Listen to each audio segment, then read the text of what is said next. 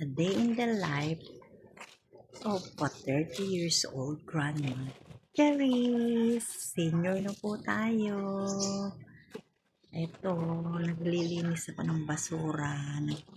Ikinalat kasi ng pusang ligaw ang aming basura. Kaya, ayan, nakalat sa sahig. Kailangan imisin at lalangawin. Isa pa, may bagyo ngayon dito sa amin. Bagyong uwan, nakakatakot.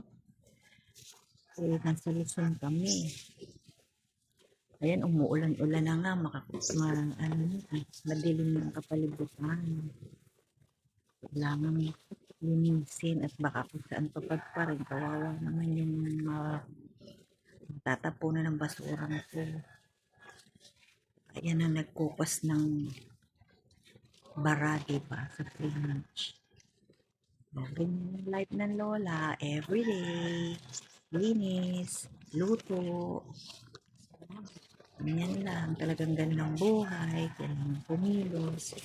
At isa pa, kailangan din naman natin mga senior na kumilos para hindi manghina ang ating katawan. Kaya hindi ako natigil.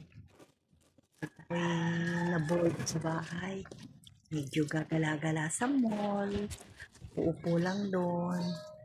Ganun na lang ang buhay kasi ganun talaga eh. Diba? Piliin na lang natin maging masaya kahit na meron tayong pinagdadaanan or may problema. Hayaan natin ang problema sa atin. Diba? Kahit ayaw natin, ganun talaga, may mga dumarating na mga pagsubok o mga